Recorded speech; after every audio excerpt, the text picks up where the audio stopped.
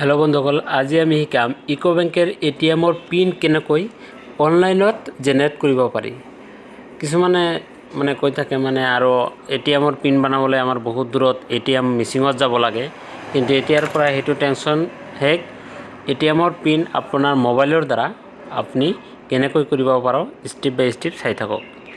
প্ৰথমে এটো ওয়েবসাইটৰ লিংক মই ডেসক্ৰিপশনত দি দিম।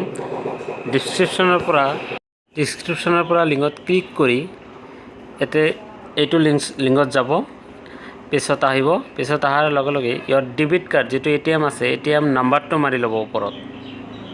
ওপৰত নাম্বাৰটো মাৰি লোৱাৰ পিছত তলত কাৰ্ডৰ এক্সপায়াৰি ডেট আৰু ইয়াৰটো মাৰি ল'ব, সিভিভি নাম্বাৰটো মাৰি ল'ব। তাৰ পিছত সিভিভি নাম্বাৰটো মাৰাৰ পিছত আমি তলত চাম একাউণ্ট নাম্বাৰ দিব লাগিব। একাউণ্ট নাম্বাৰৰ ঠাইত একাউণ্ট নাম্বাৰটো যাৰ এটিএমটো তাৰ একাউণ্ট নাম্বাৰটো মাৰি ল'ব। চাওক মই লাইভ দেখাই আছোঁ কেনেকৈ স্টেপ বাই স্টেপ চাই থাকক। এটা ভুল কৰিলে আপোনালোকৰ এটিএম পিন নহ'ব, গতিকে ভিডিঅ'টো লাষ্টলৈকে চাই থাকক। মই একাউণ্ট নাম্বাৰটো মাৰি ল'লোঁ। তাৰপিছত মই যেটো পিন বনাম, 4টা আখৰৰ যেটো পিন বনাম সেইটো পিনটো মাৰি ল'ব। মই মোৰ মতে মাৰি লৈছোঁ। আপোনালোকে আপোনালোকৰ মনত ৰখাকৈ আপোনালোকে মাৰি ল'ব, ঠিক আছে। কনফাৰ্ম নিউ পিন মাৰাৰ পিছত তলত ক্যাপচাৰটো মাৰি ল'ব। ক্যাপচাৰ KJPX। তাৰ পিছত সেন্ড OTPত মাৰি এতিয়া OTP যাব আমাৰ ৰেজিষ্টাৰ মোবাইলত। এটা OTP যাব, OTPটো আপোনালোকে চাব লাগে। OTP যাওঁতে আপোনালোকে যদি মোৰ চেনেলটো সাবস্ক্ৰাইব কৰি নাথাকে তেনেহ'লে সাবস্ক্ৰাইব কৰি দিব, কিয়নো সাবস্ক্ৰাইব কৰিলে মই ভিডিঅ' চৰাৰ লগে লগে আপোনালোকৰ ওচৰত পাব আৰু আমিও ভিডিঅ' বনাত উৎসাহ পাওঁ।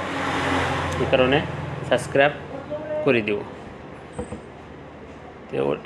মোৰ নেটটো অলপ শ্ল' চলি আছে, OTPটো দেৰিকৈ যাব কিজানি। তথাপি মই অলপ ডাঙৰ হ'লেও লাইভ দেখাই আছোঁ, ধৈৰ্য ধৰি চাওক।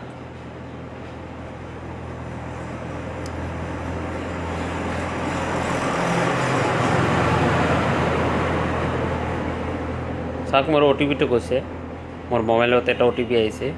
OTPটো এতিয়া ইণ্টাৰ OTP কোডত মাৰিব লাগিব। নাই এতিয়া OTPটো আহি গৈছে। OTPটো এতিয়া OTPটো মাৰিম আমি 07356 এতিয়া সাবমিটত ক্লিক কৰি দিম। সাবমিট ক্লিক কৰাৰ লগে লগে এতিয়া OTPটো ভেৰিফাই হ'ব। ভেৰিফাই হোৱাৰ লগে লগে কিন্তু আমাৰ কামটো সাকসেস হৈ যাব। এই OTPটো যেটো পিন নাম্বাৰ আমি 4টা আখৰ মাৰিলোঁ নিউ পিন আৰু কনফাৰ্ম নিউ পিনত, সেইটো আমাৰ পিন নাম্বাৰ হৈ আহিব। চাই থাকক, লাইভ চলি আছে। চাওক ভিডিঅ'টো অকণমানো হেৰি নাই, এইটো চাই যোনে ক্লিয়াৰলি চাই বনাব তাৰ 100% কনফাৰ্ম ক'তো এটিএমত যাব নালাগে। নিজৰ মোবাইলৰ পৰাই আপোনালোকে এইটো কৰিব পাৰিব।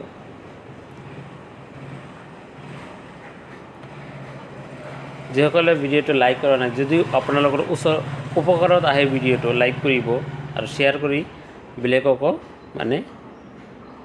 হেল্প কৰিব।